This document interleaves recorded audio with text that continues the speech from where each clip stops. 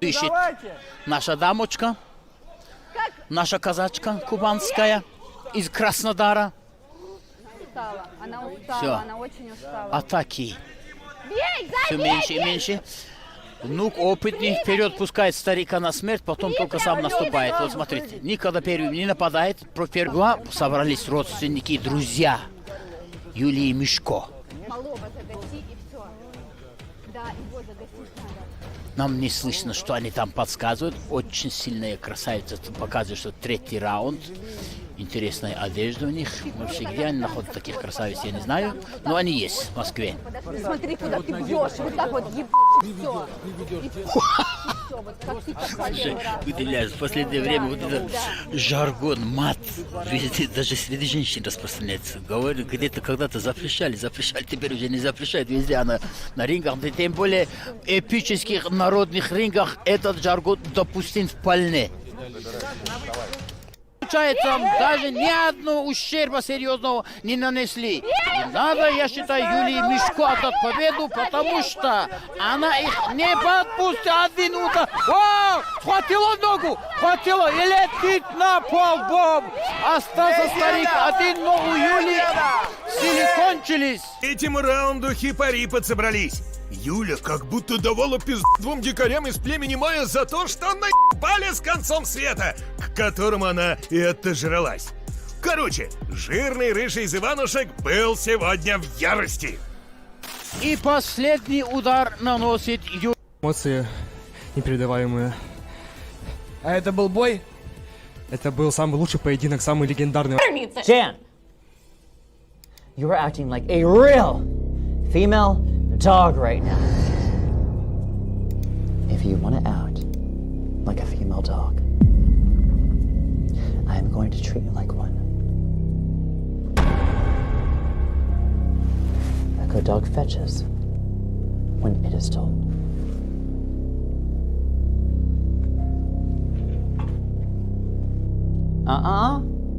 Good dogs use their mouths.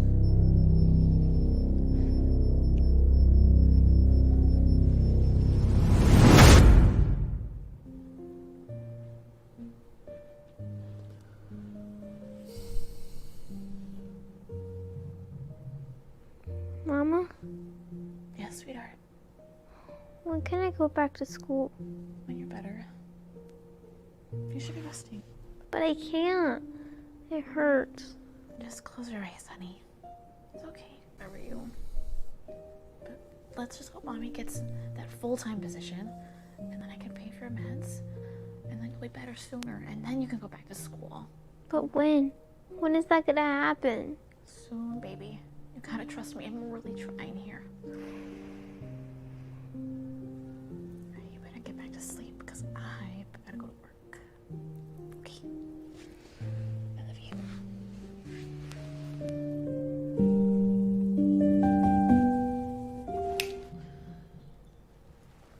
Sorry, I'm late. I have that project for you that I was working on. Here.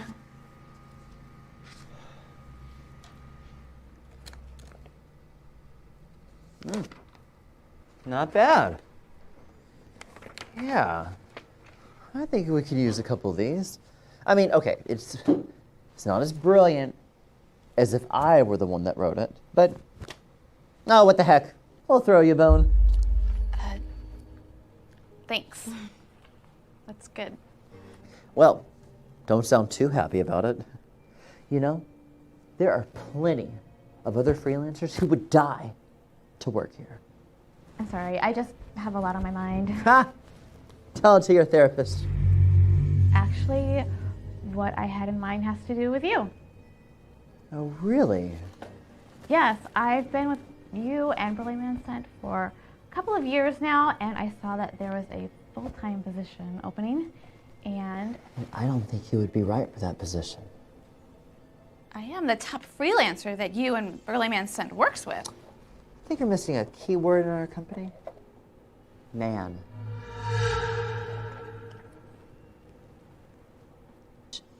I mean, how would it look if our company were run by a woman for its marketing director? you already buy a lot of my ideas. which are then taken and perfected by men who understand what we are trying to do here. Don't you think a woman's perspective might help? Help what?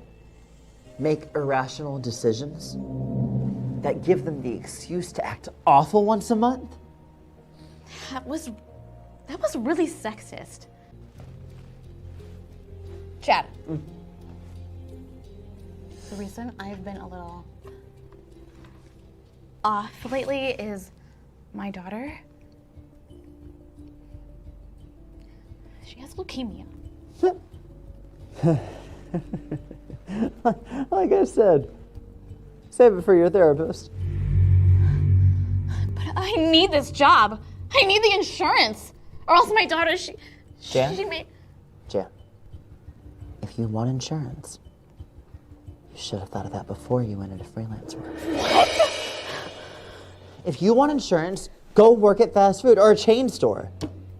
But don't think that some sob story at this office is going to take away from the hard-working men at this office. I'm not trying to sell you a sob story to give me a job. Where The world records, and that should be a mere formality, right? Because you hit 31 in a minute. It's on video. Yeah, I don't see how it could be denied. Yeah, definitely. 31 in 1 minute? Yeah. Yeah. That's a record. And And what was the 26, previous record? 26 was the record. By who? There was 3 different guys were tied with 26 for some years. But I mean, if What, for a college some, 3 or NBA 3? NBA 3. Wow, that's so- impressive. And honestly, if for some reason there was an issue, I could break it again for sure. I just Can you break it? Can you break it right now? First to three. Like me and we just alternate. Like, yeah, first to okay. 3. You going? No, it's your welcome. Just shoot. Because Okay. if I make the first one, I won't put too much pressure on. Okay. All right, there you go. All right, there it is. See? That's off by. I'm see, it's the shirt. It's the shirt that's tight. Oh! It's the shirt that's tight, Ernie. You know what I'm saying, Ernie? You know what I'm saying? Oh, this is the shirt that's tight, Ernie. It's the first. It's the shirt that's tight. But it's the form that's never tight. The form ain't never tight, Ernie. Turn ain't never tight. Let's go home, ladies and gentlemen. Let's go home. Let's go home. I could break it again for sure. I just...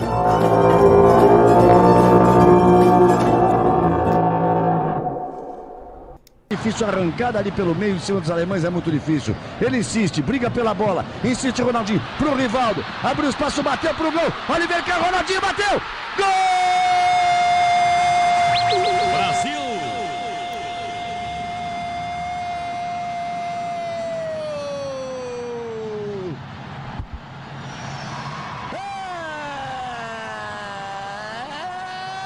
É do Brasil!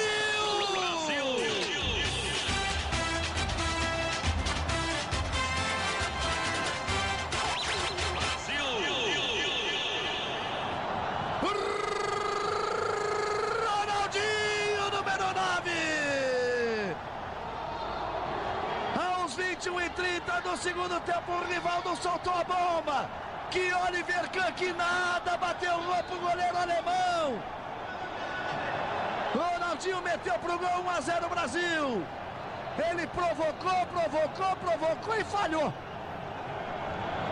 Na pancada do Rivaldo, bateu roupa Oliver Kahn. Ronaldinho, artilheiro, estava lá, o 7º dele na Copa, 1-0 Brasil. 22 do segundo tempo. Chega Lúcio para tirar. Olha o cruzamento, quem é que sobe no time brasileiro.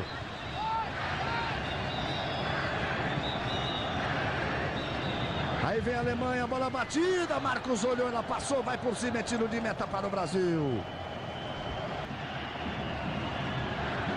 25 minutos no segundo tempo para o Brasil, 0 para a Alemanha, gol de Ronaldinho.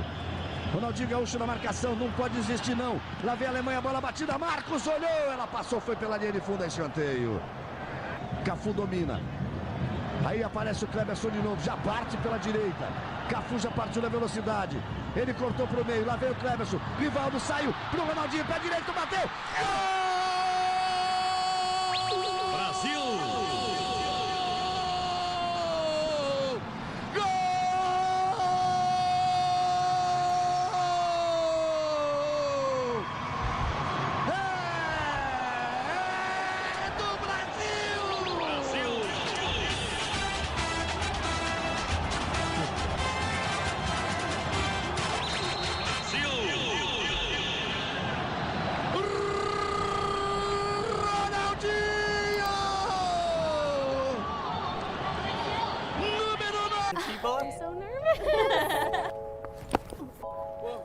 let me grab your number. Sure. Maybe we can hang out sometime?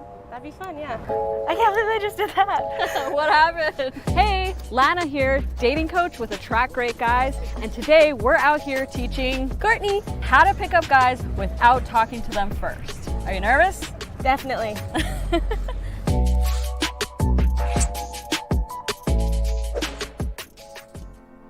All right, so the first classic flirting trick is to get a guy's attention by giving them some eye contact. Yeah, so just gonna do one of those. Yeah, look at the eye, perfect. All right, let's try it.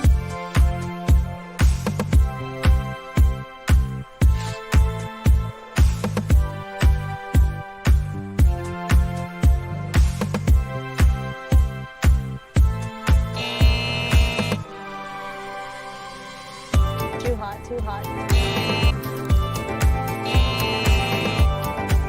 He actually started smiling at me, but then I got nervous and looked away, so yeah, I was like, oh, oh my gosh, no. I was like staring into his soul, and then he like looked at me and he like, I was like, ah! It's working.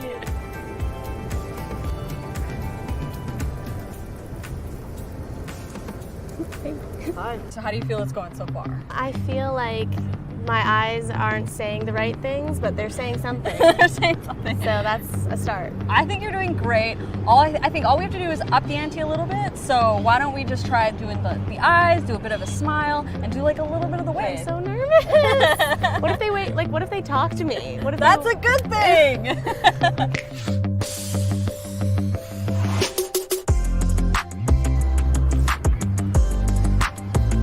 Yeah, that'd be awesome. All right, let me grab your number. Sure, Right. yeah. Awesome. I'm shaking. So what happened? Did he ask for your number? Well, yeah, I was like, oh, can I pet your dog? Because I saw that like as an opening, and then I was like getting nervous. I was like, how's your day? There we go. Okay.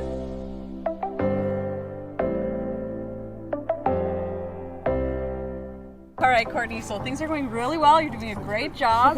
So I think in order to get some better results, to kind of keep going up with it, let's just try falling. Try tripping in front of them and just see if that gets their attention. All right, I'm down for anything. Let's Awesome. do it. Let's give it a try. Like, it's kind of like, Drop something. I feel like if I drop something, it's more easy for me. yeah, I'm sure. gonna drop something. What should I drop? Like trying That was to. kinda cringy.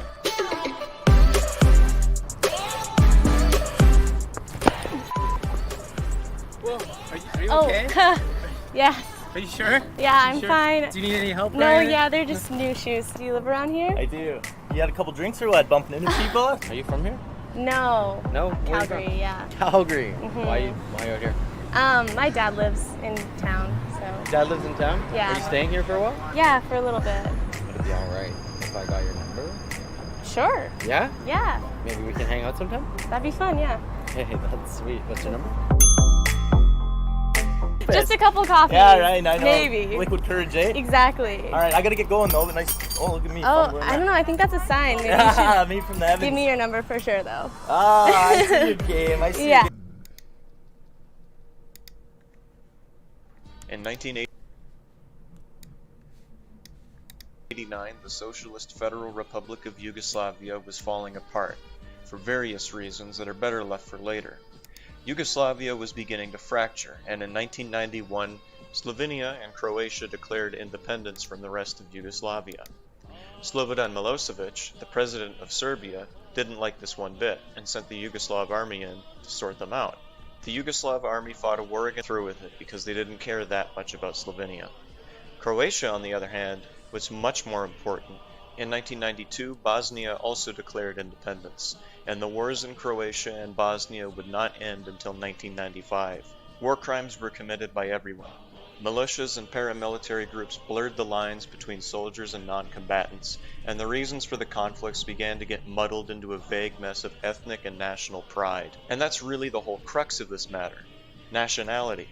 You have all these countries that used to sort of have individuality before they became Yugoslavia, but before they were Yugoslavia, they were subject nations to other empires for centuries. so most of them have no recent history to really pull from, so they have to reinvent their senses of national pride. One way they do so is by turning to folk music, singing and playing music in the way they had for centuries. Also, this was around the time when techno music was popular.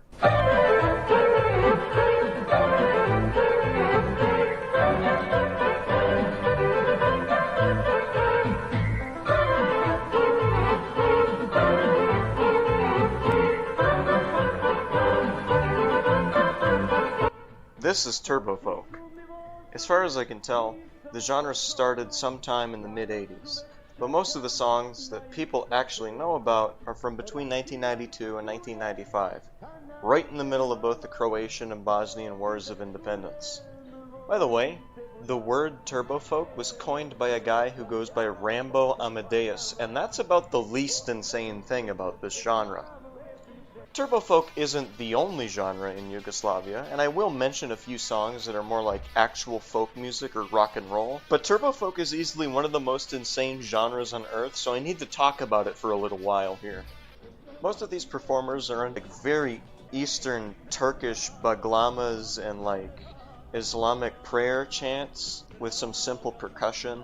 The subject matter of Bosnian turbo folk is usually about God or being Muslims, or how Bosnia is the greatest, or how everybody loves Bosnia and nobody will take Bosnia from us because we love Bosnia so much and our love for Bosnia will stop anyone from taking Bosnia from us. I love Bosnia.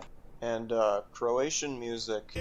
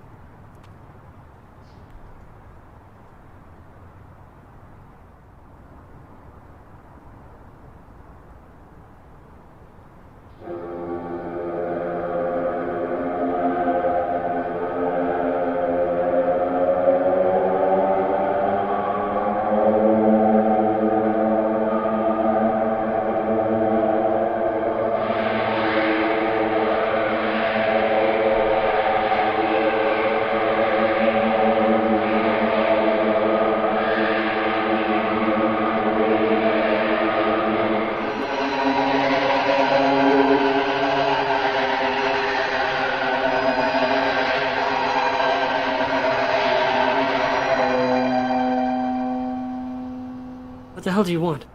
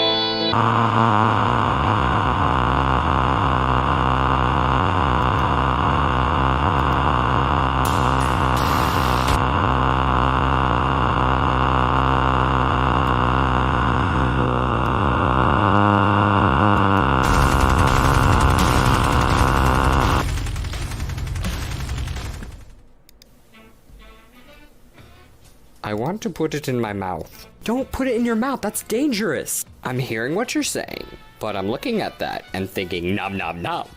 But it would kill you. But nom nom. Saco las uñas, te puedo arañar. Cat, kitty, cat, cat, kitty, cat, cat. Corta las cámaras, córtala ya. Cat, cat, catarán. Cat, kitty, cat, cat, kitty, cat, cat.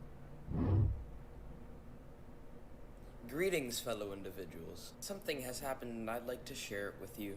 The government has me. What does nothing look like? Now you may be thinking, well it most certainly looks like a black or white void of emptiness. But a void is still in the classification as something. So really you cannot picture what nothing looks like, because what you're picturing is still technically something and not nothing. Goodbye, individuals.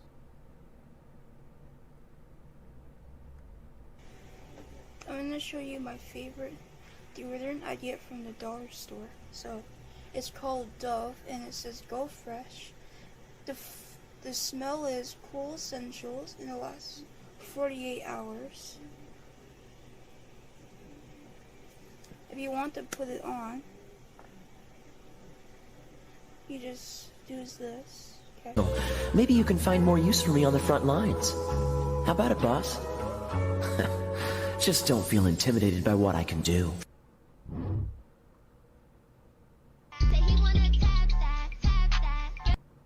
Hi Addison Ray, I want to tap that. What is your Snapchat? So I can follow you on there.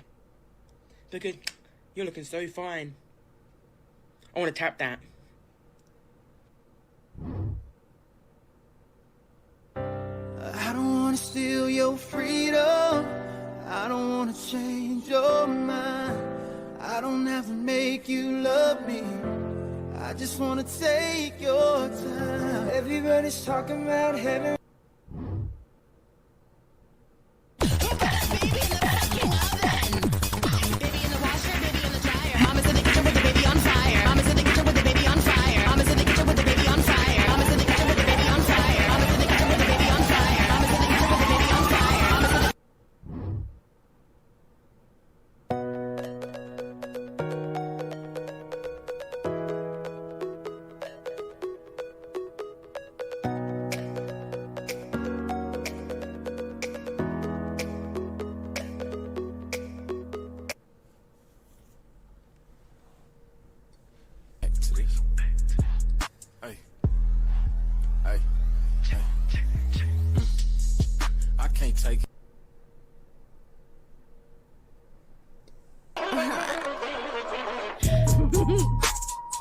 I want to see your cheeks glow red, red, red.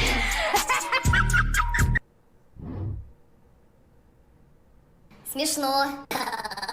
Смешно. Смешно. Смешно.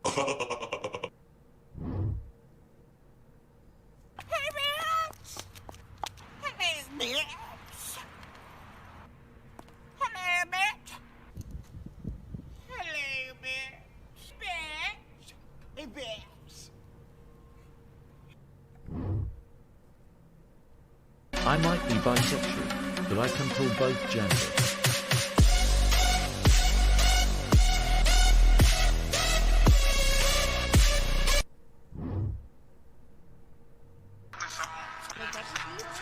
Yeah, make up, make out. I mean...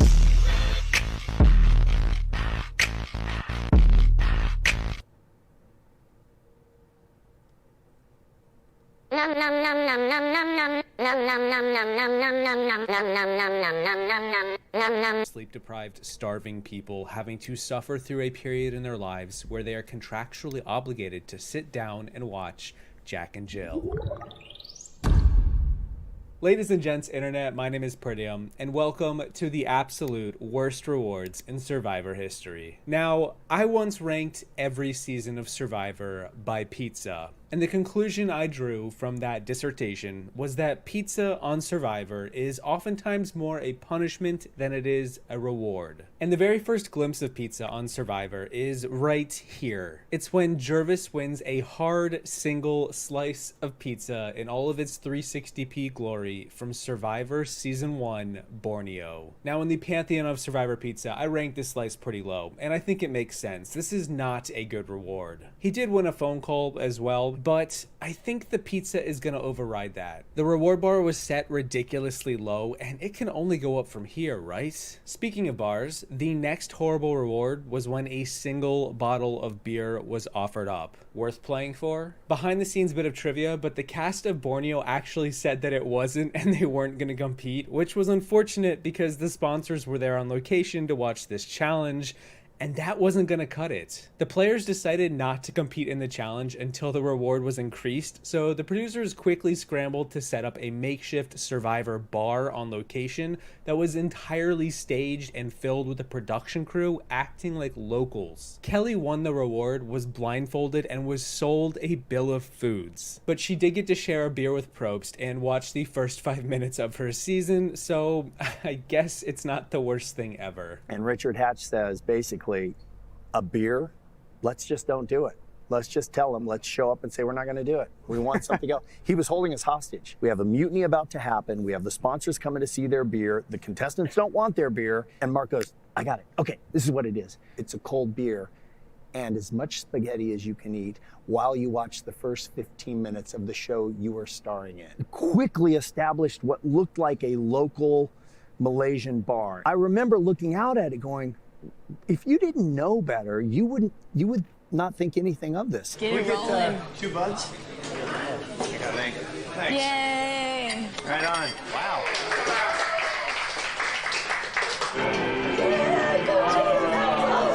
While the Survivor auction is beloved by many, it needs to be said that it started with humble beginnings. The very first auction in Season 2, the Australian Outback, offers up a lot of very measly rewards that are way overpriced. Hello, Mr. Force. $60 I for noticed 4 you Doritos. skipped all Amber the bought good links, and this is what we have on a daily basis. Aware. Have you ever thought about skipping the most cringiest ones in the hopes of quality links for future reference? Thank you in advance.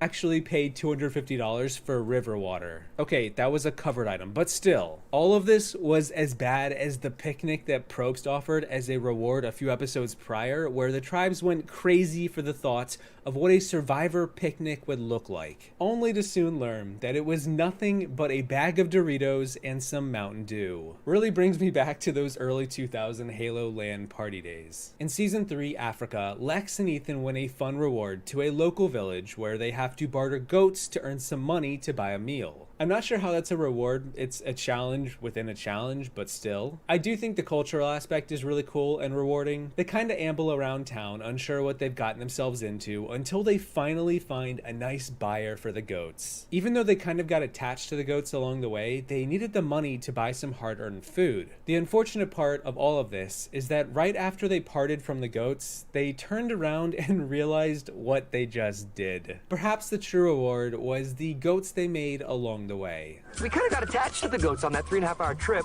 I thought maybe they were going to end up in a flock and they were going to be these happy goats that kind of, you know, cruised around the countryside eating grass and maybe mating or whatever. We saw him turn around with the 2 goats and he made a beeline, not 20 feet away from us, straight into the butchery. Season 7, Pearl Islands, features a double whammy in the same episode where the Drake tribe wins both a treasure map and a sewing machine. To provide some context, the sewing machine was likely a part of the theme of the season, sorta, and it did help Rupert with the pants situation he was kind of dealing with. The treasure map, however, was supposed to be a great reward, and it was a cool concept. Each tribe was given a third of their treasure map for each reward challenge that they won, and if they completed the map, they would be led to a treasure chest buried at their camp. So the Drake tribe finally finds the chest after about 10 days of it being buried, and inside the chest is a bunch of moldy food. It smelled like death. When you think about it, you do kind of wonder what the producers were thinking about this. But they did get some chocolates and a bit of alcohol. And oh my God, a stench so awful. Space is extremely intriguing, and some theories of the things that happen there make us wonder more about it every day. Number 10. What was there before the Big Bang? We all know that things came to be after the Big Bang, but what was there before the Big Bang? It's believed that there was an initial singularity before anything else. This is a gravitational singularity predicted by general relativity to have existed before the Big Bang and thought to have contained all the energy and space-time of the universe. The initial singularity possessed seemingly infinite density, thought to have contained all of the mass and space-time of the universe before quantum fluctuations caused it to rapidly expand in the Big Bang and subsequent inflation, creating the present-day universe. Number 9. What happens when you fall into a black hole? With black holes being one of the most intriguing astronomical objects in the universe, it's no surprise that some people have wondered countless times what would happen if you fell into one. To fully appreciate what's a black hole, we need to first understand the properties of one. A black hole is a place where gravity is so strong that nothing else can escape. Black holes are named as such because they can't reflect nor emit light, and they're only visible when they're feeding on other stars or gas clouds that come too close to their event horizons, their main boundary. Beyond the event horizon lies a truly minuscule point called a singularity, where gravity is so intense that it infinitely curves space-time itself. This is where the laws of physics as we know them break down, meaning all theories of what lies beyond are just speculation. If you were free-floating in space near a stellar mass black hole that wasn't feeding on anything, your only hint that it exists Forsen, might be my the son, gravitational it seems you are not magnification really lens effect it would reacting to have on these background videos. stars. But as Your you move reactions closer to are this weak. strange spot, React you'd be harder. stretched in some React directions harder. and squished in Increase others, a reaction process that velocity. scientists call React riding like it's your horizontally, last pulling it like matches. taffy in the vertical React direction. If harder. you jumped into Minus the black hole 10. feet first, the Joule. gravitational force on your toes would be much stronger than that pulling on your head. Meanwhile, if you were to plunge into a supermassive black hole, things would be considerably less scary. While it might still result in a horrible death, you might make it all the way through the event horizon and manage to start falling inside the singularity while you're still alive. You'll die either way, but at least things here will be a little less painful. Number 8. The Earth will become like Venus. Both Earth and Venus are very similar planets. They have very similar size, mass, and composition, though their main difference is that Earth sustains life, and Venus is essentially a galactic wasteland because it's mostly around 1 billion years from now, the surface temperature of Earth will reach 47 degrees Celsius, prompting the temperature of Earth to increase rapidly and its oceans to boil away until it becomes Watch a this greenhouse 30 planet. seconds A clip, greenhouse or planet I like will Venus start isn't funding exactly the the nicest German place to military. live in the universe. Minus Sweden. Venus's atmosphere is almost entire clouds that are literally made of sulfuric acid. Number 7. White holes. We all know about the existence of black holes, but did you know that their distant cousins, the white hole, also exist? And if you think black holes are weird, white holes will literally blow you away. Instead of absorbing matter, white holes spew it out. To a spaceship crew watching from afar, a white hole looks exactly like a black hole. It has mass, it might spin. A ring of dust and gas could gather around the event horizon. But instead of absorbing things, they're belching matter out. Physicists describe a white hole as a black hole's time reversal. A video of a black hole played backwards, much as a bouncing ball is the time reversal of a falling ball. While a black hole's event horizon is a sphere of no return,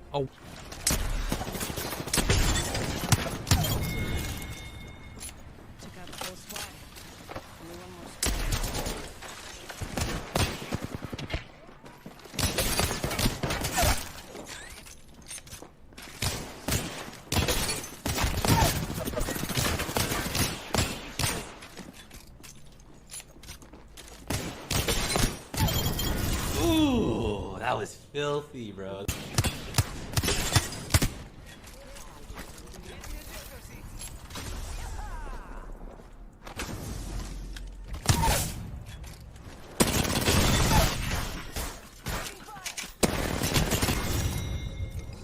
Final ring? Last one. Fuck her. Bro.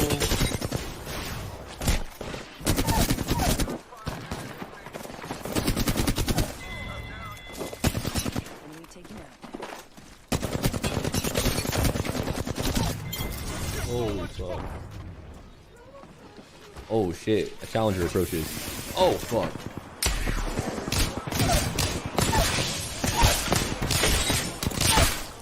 Fucking hell, mate.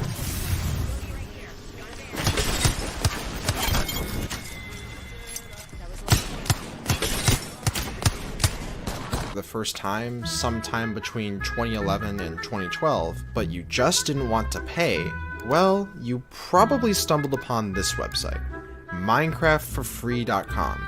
At the time, it was the most popular Minecraft pirating website. All you had to do was click on the website, agree to a disclaimer, and bam, you were playing the full version of Minecraft, no strings attached. But one day, the site simply vanished without a trace. So what really happened to minecraftforfree.com? Well, this story is just crazy, so let's get right into this. On December 12, 2010, the domain for minecraftforfree.com was registered, and not much later did the site go live. It was created by a user named Dylan, who would actually end up becoming a member of Team Abolition, a Minecraft griefing team. Now, the interesting thing about this website is that it wasn't just a clone of Minecraft, but it was the complete, actual game, playable in your web browser within seconds. How was this even possible? Browser was actually a completely normal thing, fully supported by Mojang. They even gave you the option to play in your browser on Minecraft.net as a Java applet. As a result of this, it was extremely trivial to simply copy the whole game onto another website and remove the paywall. The only issue that this would cause is that you wouldn't be able to join servers because you weren't actively logged into a Minecraft account, but it was still essentially the entire game. So people simply not wanting to pay for Minecraft flocked to minecraftforfree.com. When you'd visit the site for the first time, you'd be greeted with a disclaimer explaining that the owners of the site was even here in the first place. Obviously, copying the entirety of Minecraft and making it free is illegal, and I don't see how this disclaimer gives them any legal backing for this website. But either way, the site did stay online for almost 2 years, until one day, in 2012, Dylan, the website creator, received an email at 4 in the morning. It was from Notch, and he was pissed. Unfortunately, the original email was lost to time, but while interviewing Storm Surge, another member of Team Abolition, he told me that the email went something like this: "Take down Minecraft for free immediately. You will be hearing from my lawyers." Notch was obviously not happy, especially given the fact that Minecraft for free was listed very high in Google search results. There was actually one point where if you searched terms like Minecraft for free or free Minecraft, the website would literally be at the top of the list, even above the actual Minecraft website. So Dylan immediately told Storm about the email he got from Notch. Something had to be done quickly before he received a lawsuit at his doorstep. And that's when Storm got an idea. Now this is where things get absolutely insane, so stick with me. A few months prior to all of this, the game publisher Bethesda attempted to sue Mojang over their new game called Scrolls. They claimed that by Mojang naming their game Scrolls, it infringed on their copyright over the Elder Scrolls series. Now this is of course absolutely insane, and Dylan was skeptical about sending this as he didn't want to get sued, and had no context at the time about the Mojang Bethesda lawsuit. But Storm told Dylan to trust him on this, and send it. So, he did.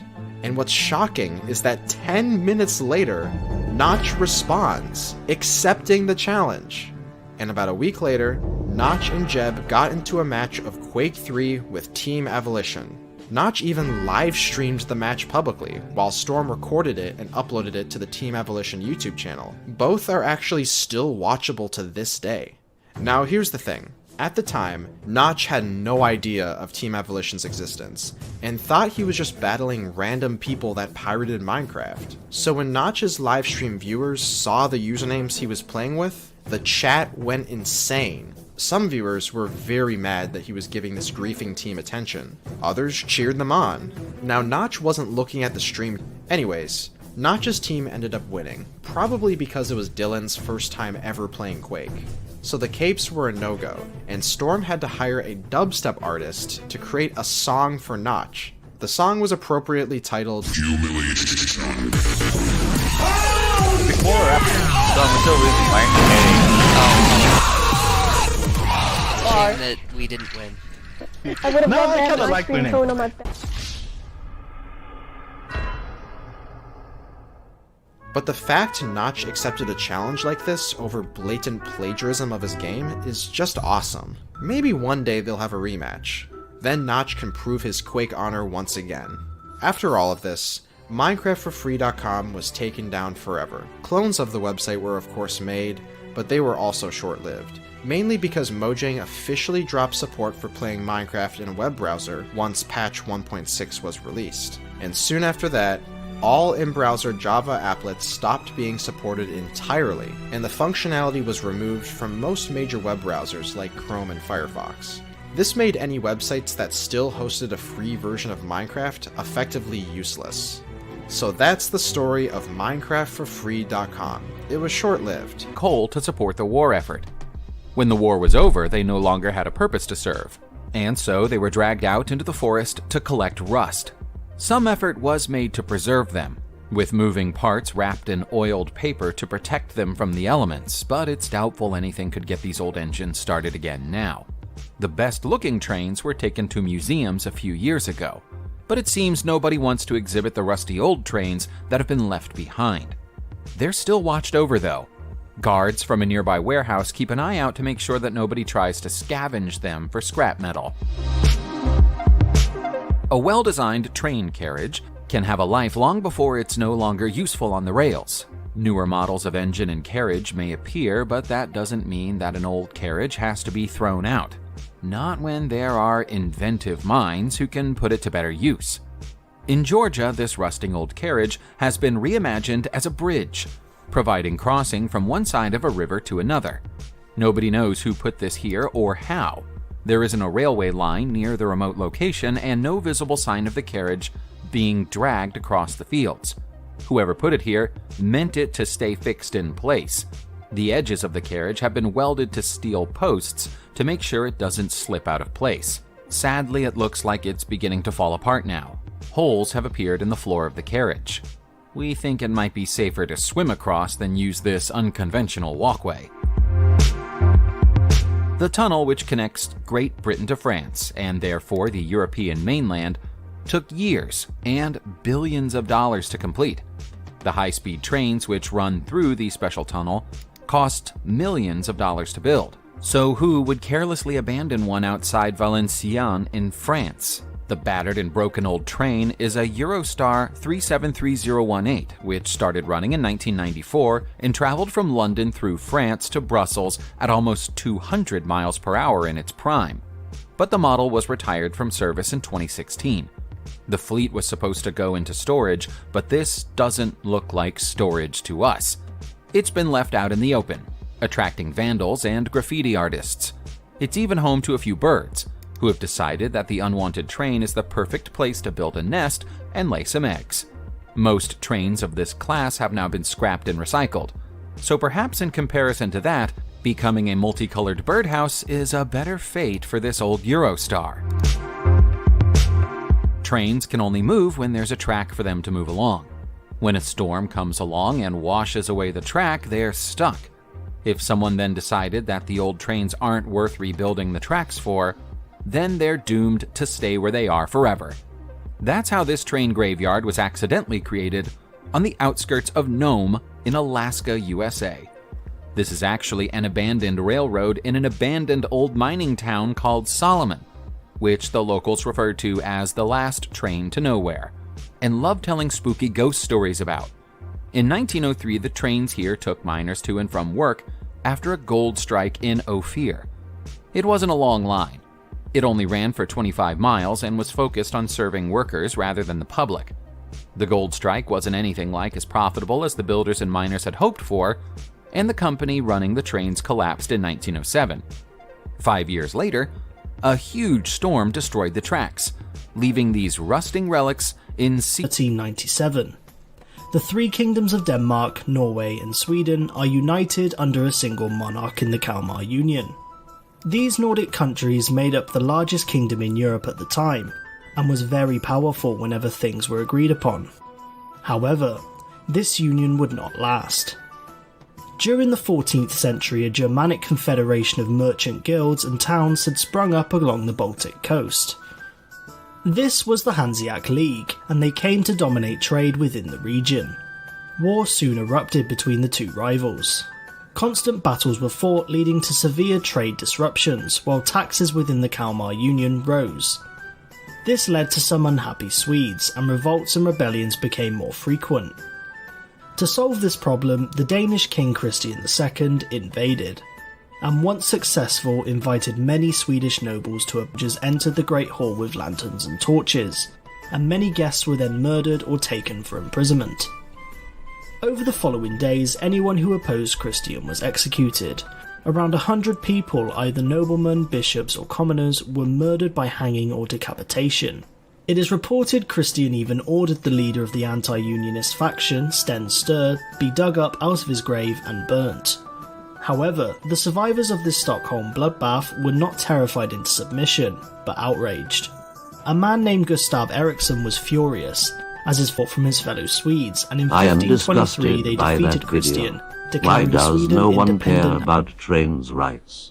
Did people forget about great trains in our history like Thomas the Tank Engine and Percy?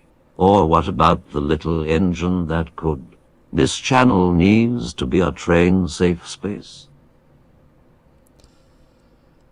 And free, with Gustav as king.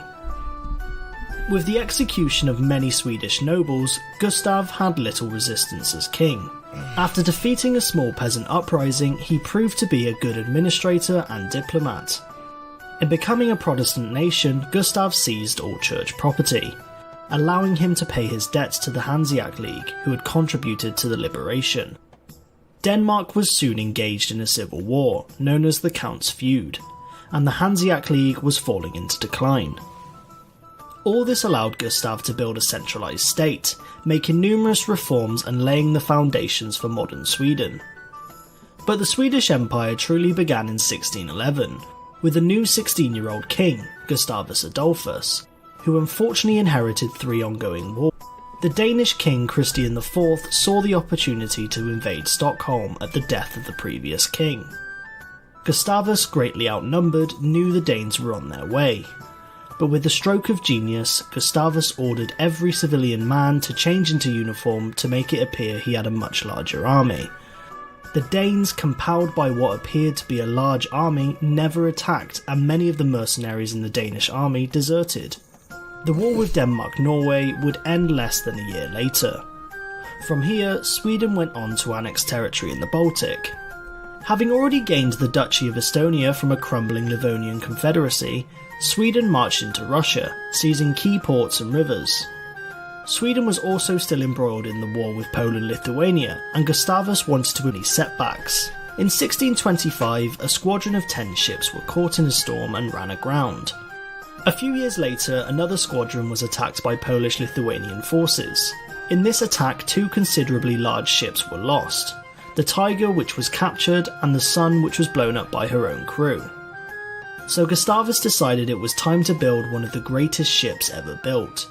So great it would rival the warships built even into the Napoleonic era. At 70 metres long and 50 metres high, the mighty warship Vasa was created in Stockholm. She was loaded with 64 heavy bronze cannons, ready to dominate the seas. On the day of her maiden voyage, she left the port of Stockholm with thousands gazing at her glory. 1,400 yards later, she sank. On land, Gustavus had more success in the battles against Poland-Lithuania, Victory for Sweden resulted in the control of Livonia, as well as the right to 2/3 of all shipping tolls in the ports of the Polish-Lithuanian Commonwealth. This would prove vital for Sweden's entrance into the 30 Years' War, where she would rise to prominence. At the time, most European armies consisted of mercenaries who were recruited as units and created the foundation of a